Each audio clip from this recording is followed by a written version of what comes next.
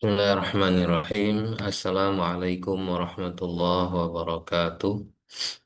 Alhamdulillahi rabbil alamin. Wa bihi nasta'inu ala umuri dunya waddin. Wa sallallahu wasallam ala nabiyina Muhammadin wa ala alihi wa sahbihi ajmain. Jamaah yang dimuliakan Allah subhanahu wa ta'ala, pagi hari ini kita akan melanjutkan pelajaran fikih. Kita di pertemuan sebelumnya sudah membahas tentang pembahasan terakhir, yaitu sunnah-sunnah di dalam berwudu. Pembahasan kita hari ini yaitu al-mas'alatus sabi'ah ma yajibu lahul wudu. Amalan apa saja yang diwajibkan kita berwudu terlebih dahulu sebelum kita melakukan amalan tersebut. Ya, amalan apa saja yang wajib kita berwudu terlebih dahulu sebelum melakukan amalan tersebut. Nah, wa yajibu 'alal mukallaf fi'lul wudu lil umuri atiyah. Wajib bagi seorang mukallaf ya untuk berwudu terlebih dahulu apabila melakukan hal-hal berikut. Yang pertama as-shalah, yaitu ibadah sholat. Ya, sebelum seorang melakukan sholat, wajib bagi dia untuk berwudu terlebih dahulu. Nah, jadi hukumnya wajib ya. Walaupun yang akan dia lakukan adalah sholat sunnah. Dia mau sholat sunnah, wajib hukumnya dia berwudu terlebih dahulu. Nah, ini berdasarkan hadis Ibnu Umar. Hadis Ibnu Umar secara marfu, kata Nabi SAW, La yaqbalullahu salatan bi ghairi tuhur. Allah Subhanahu wa Ta'ala tidak menerima salat tanpa bersuci. Hadis riwayat Imam Muslim dan Imam Tirmidzi. Nah, ini yang pertama ya. Kalau wudhunya batal, maka sholatnya pun ikut batal. Harus mengulangi wudhu dan harus mengulangi sholat. Nah, kalau wudhunya tidak sah, sholatnya tidak sah. Nah, misalnya seseorang sudah sholat ya, sudah salam, kemudian dia lihat di tangannya ada sesuatu yang menghalangi air wudhu. Misalnya dia baru bersihin ikan, ya, ada sisik ikan di tangannya, dia nggak lihat. Ya, dia udah wudhu, dia udah sholat.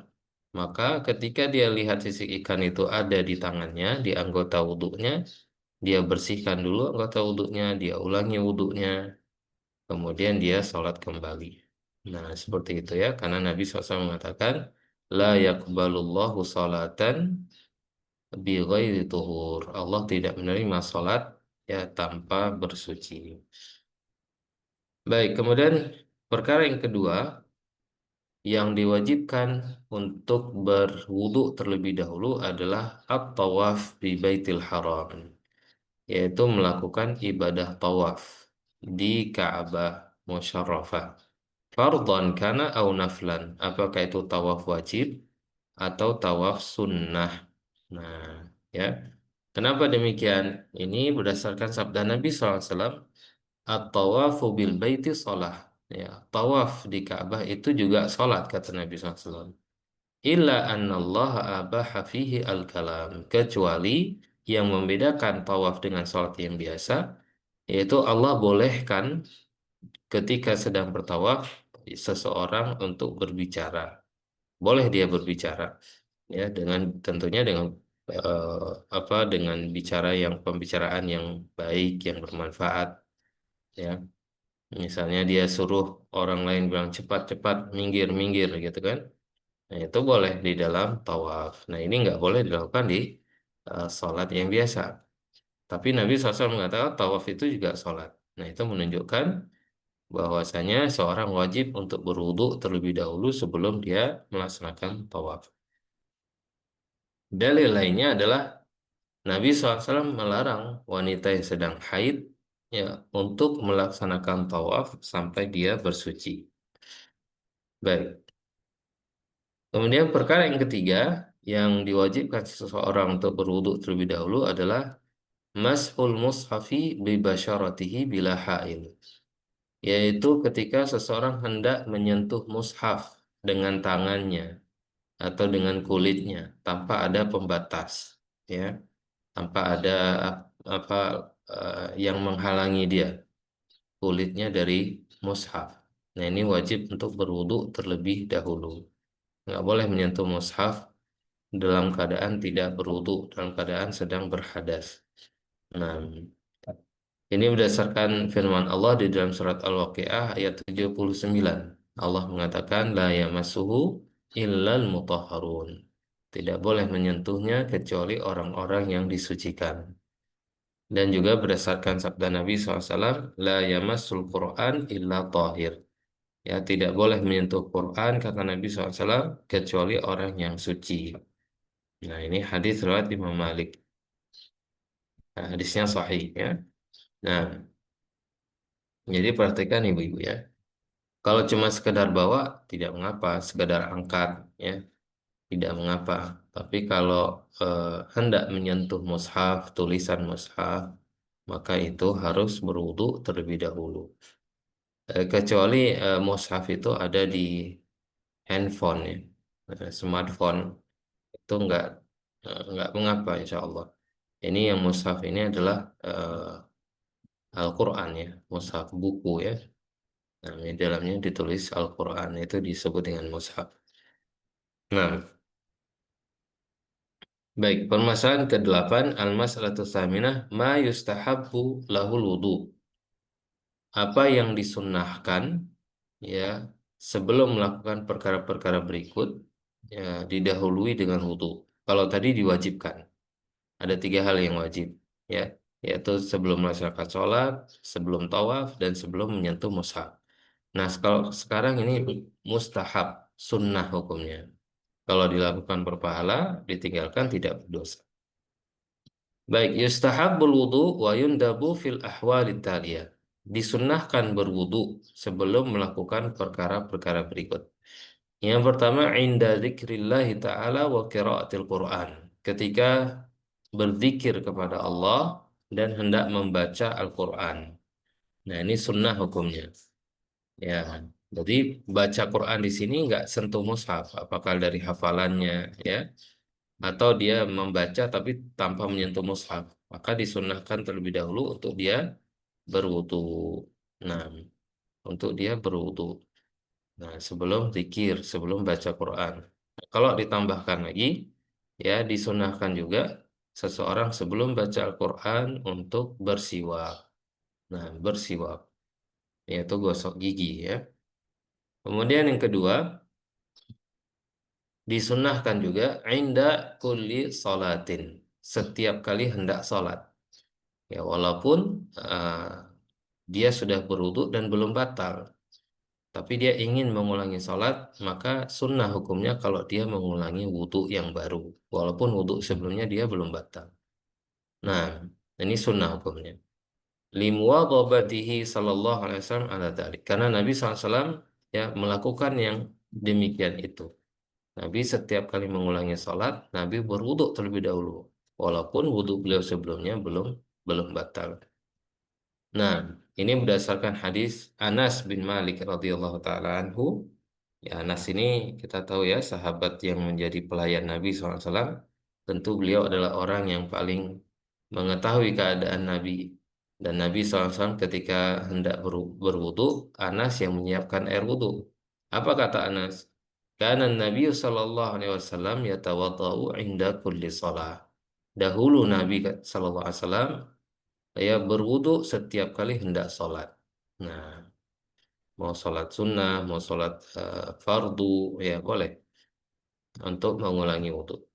Kemudian tempat yang ketiga disunahkan untuk berwudu adalah yustahabul wudu lil junub idza arada ay ya'uda lil jima'i.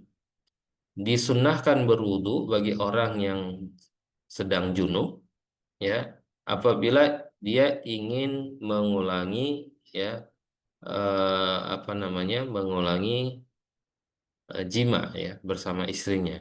Nah, ingin mengulangi jima bersama istrinya, ingin menggauli istrinya.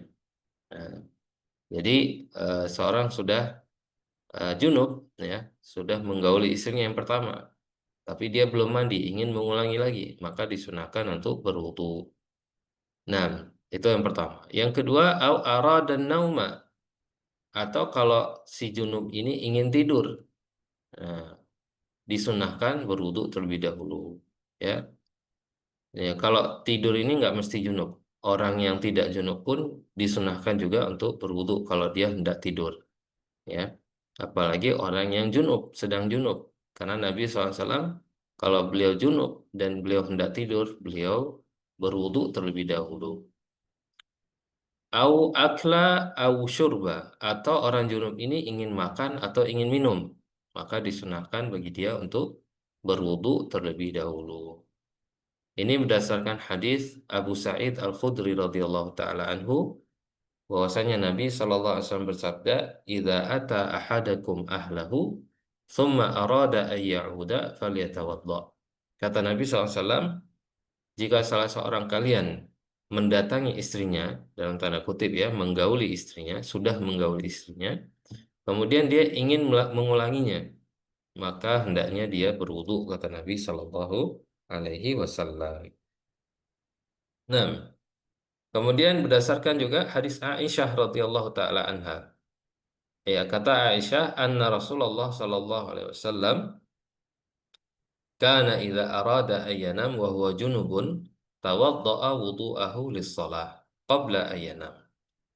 Kata Aisyah bahwasanya Rasulullah SAW dahulu apabila beliau hendak tidur, ingin tidur dalam keadaan junub, beliau berwudu terlebih dahulu seperti wudu beliau hendak sholat. Seperti wudu beliau hendak hendak sholat. Tidak ada yang tidak lebih, tidak kurang. Ya. Qabla ayanam, sebelum beliau tidur. Wa fi riwayatin laha fa arada ayyakula aw yanam. Di dalam riwayat yang lain, Aisyah menyebutkan Nabi berwudu terlebih dahulu dalam keadaan junub ketika beliau hendak makan atau hendak tidur. Nah, dan ini hukumnya sunnah, ya, jamaah ya. Kalau dilakukan berpahala, apalagi kalau niatnya ingin menghidupkan sunnah-sunnah Nabi Shallallahu Alaihi Wasallam. Nah, kemudian yang keempat yaitu al-wudu'u qoblal ghusli, ya. Ini sunnah juga, yaitu berwudu sebelum mandi junub. Berwudu dulu sebelum mandi junub, itu hukumnya sunnah. Li hadits Aisyah radhiyallahu anha qalat, berdasarkan hadits Aisyah radhiyallahu taala anha. Kata Aisyah, kana Rasulullah sallallahu alaihi wasallam idza ightasala minal janabati yabda, ya, fayughassil yadayhi, fayaghsil yadayhi, thumma yafriq biyaminih ala shimali, fayaghsil farja, thumma yatawadda'u wudu'ahu lis-shalah. Baik, jadi Aisyah menceritakan bagaimana tata cara mandi junub Nabi Shallallahu Alaihi Wasallam. Karena Rasulullah SAW, dahulu Rasulullah SAW, apabila beliau hendak mandi junub, beliau memulai dengan mencuci kedua tangannya dulu. Ya, jadi tangan kanan menuangkan air ke tangan kiri. Begitu juga sebaliknya. Jadi dicuci tangannya terlebih dahulu. Kemudian Nabi SAW mencuci kemaluannya. Fayaghsilu farjahu. Ya, setelah cuci tangan, beliau cuci kemaluannya.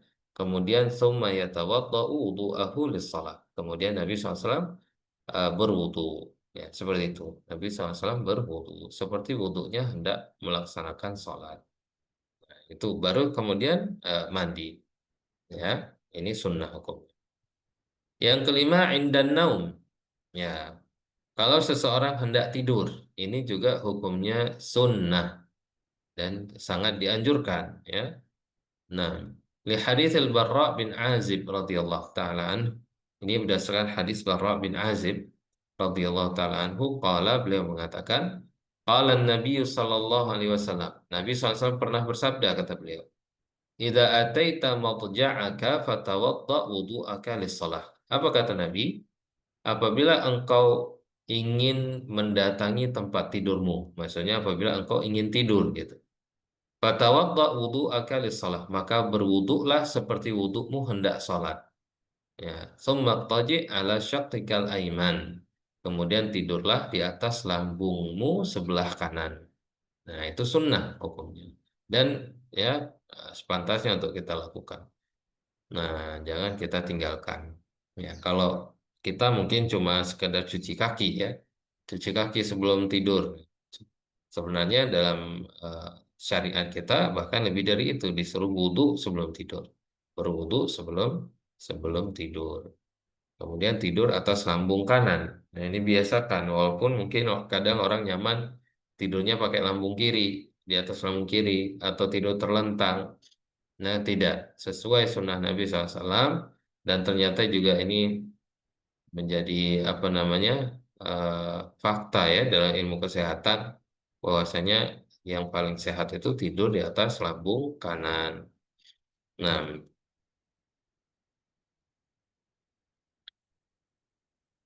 baik. Kemudian pembahasan kita lanjutkan pembahasan berikutnya, yaitu al-babus sadis fil mashi alal khuffain wal imamati wal jabirah, yaitu pembahasan tentang membasuh dua sepatu, ya, membasuh dua sepatu ini juga penting ya. Wal imamah, sorban, dan membasuh perban.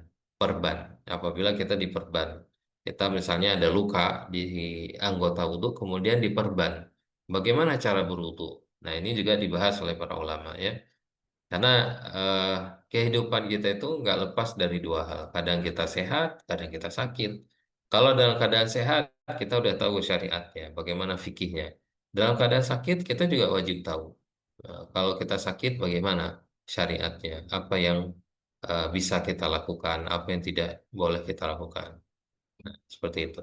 Nah, ini juga pembahasan ini apa namanya dimuat oleh para ulama ya di dalam kitab-kitab fikih mereka. Baik, yang pertama itu membasuh dua sepatu. Termasuk dua sepatu di sini adalah kaos kaki. Ya, dan kalau di negara kita mungkin ini pembahasan yang nggak terlalu sering ya, pembahasan yang mungkin nggak terlalu penting. Tetapi kalau di negara-negara yang suhunya sangat dingin, pembahasan ini sangat penting sekali. Ya, yaitu membasuh dua sepatu atau membasuh kaos kaki itu bagaimana hukumnya? Karena kalau dibuka kaos kaki, dibuka sepatu dingin sekali. Nah, ternyata syariat telah memberikan keringanan dalam hal ini ya. Baik, apa itu khuf? Al-masu alal khuffain, yaitu membasuh dua sepatu. Al-khuf yaitu ma yulbas ala rijal min jildihi wa nahwihi, yaitu apa yang dipakai pada kaki, apakah dia terbuat dari kulit atau yang semisalnya ya.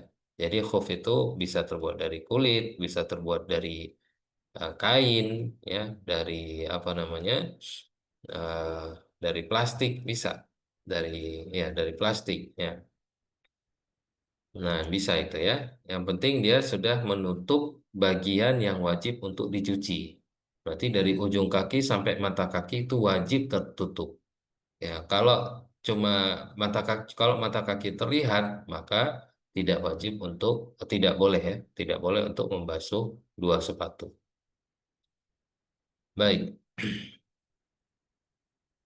apa hukumnya membasuh dua sepatu? Al-mashu 'alal khuffain jaizun bittifaqi ahli sunnah wal jamaah. Membasuh dua sepatu itu boleh. Ya, ini kesepakatan ahlu sunnah wal jamaah. Kenapa dikatakan ahlu sunnah wal jamaah? Karena orang-orang Syiah, ya, orang Syiah mereka mengatakan tidak boleh membasuh dua sepatu. Nah, makanya ahlu sunnah wal jamaah sepakat semuanya bahwasanya membasuh sepatu itu dibolehkan. Dan dia merupakan suatu keringanan yang diberikan oleh syariat. Ya. Nah, dan Nabi SAW eh, ya pernah melakukan ya membasuh di atas sepatu beliau, dan bahkan beliau memerintahkan para sahabat untuk membasuh sepatunya. Ya, jadi Nabi SAW perintahkan dan Nabi melakukan sendiri, dan hadisnya mutawatir. Hadisnya bukan derajatnya paling tinggi, sudah mutawatir ya, dan pembasuhan di atas sepatu. Nah, baik. Jadi yang diikutkan dari sepatu di sini juga termasuk kaos kaki ya. Nah, adapun syarat-syaratnya, syarat boleh kita membasuh di atas sepatu kita. Yang pertama, lubsuhuma ala taharah. Yang pertama, ketika kita memakai sepatu atau memakai kaos kaki itu harus dalam keadaan bersuci terlebih dahulu. Suci dari hadas kecil suci dari hadas besar. Sudah suci, sudah berwudu, sudah mandi junub, baru boleh kita gunakan sepatu. Nah, ya. Nah, kemudian syarat yang kedua, satruhuma limahalil farad. Sepatu atau kaos kaki itu harus menutupi eh, bagian kaki yang wajib untuk dicuci, yaitu dari ujung mata kaki sampai dari ujung kaki sampai dua mata kaki, dari ujung kaki sampai dua mata kaki. Nah, itu wajib untuk ditutup, ya. Nah, falau dhahara min mahalil fard syai' lam yasihul masah. Kalau sedikit saja terbuka, kelihatan kaki ya, bagian bagian kaki yang wajib untuk dicuci, sedikit saja terbuka, maka tidak sah untuk diusap. Nggak boleh diusap.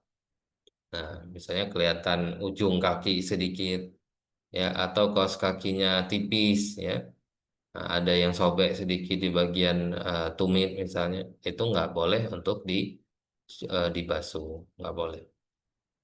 Kemudian syarat yang ketiga, ibahatuhuma. Sepatu itu sepatu yang dibolehkan.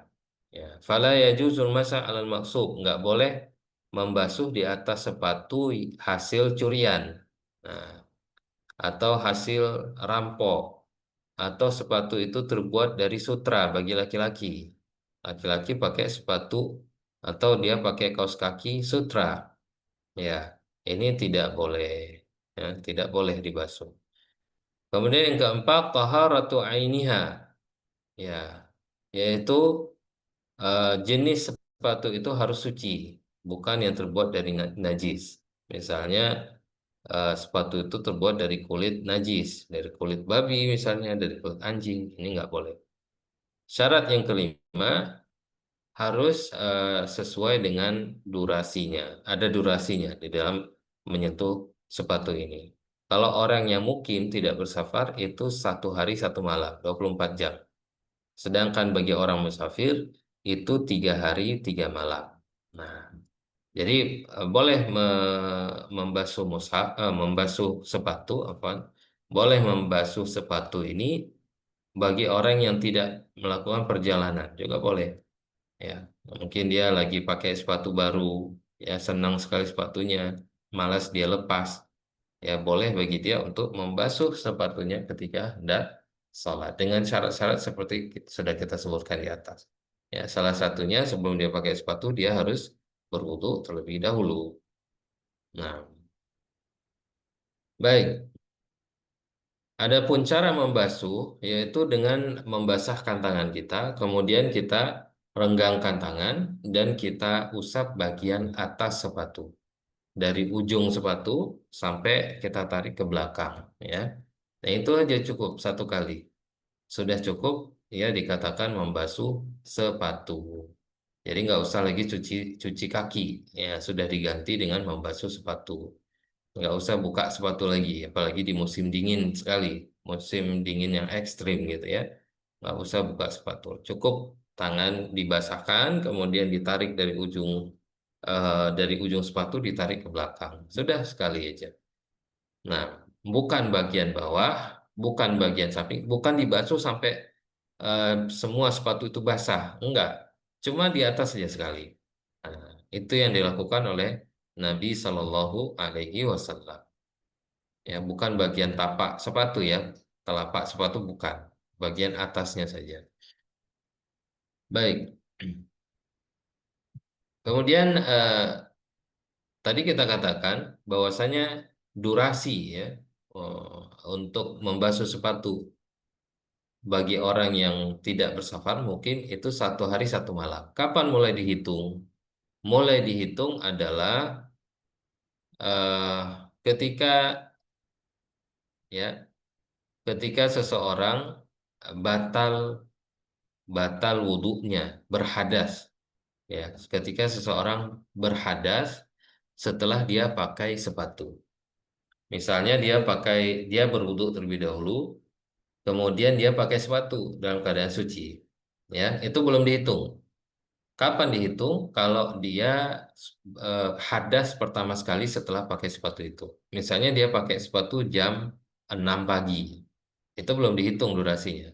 Dihitung durasinya ketika dia berhadas pertama. Jam 10 pagi dia misalnya buang air kecil. Nah, dari jam 10 pagi itu sudah mulai dihitung durasi membasuh sepatu. Sampai kapan dia boleh basuh sepatu? Sampai jam 10 pagi besok.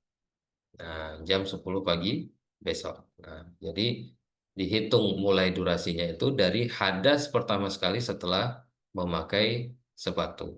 Nah, jadi kalau musafir 3 hari, ya 3 kali 24 jam. Nah, jadi misalnya kalau dia mulai hadas, ini musafir ya, mulai hadas hari Senin jam 10, berarti Senin, Selasa, Rabu. Nah, hari Rabu jam 10 sudah selesai eh, durasi membasuh sepatunya.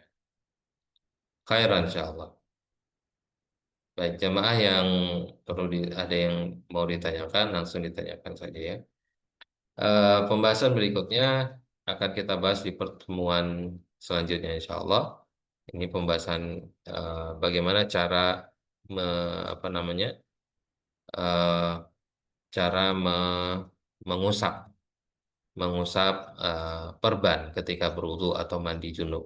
Bagaimana caranya dan juga bagaimana cara mengusap imamah yaitu sorban dan juga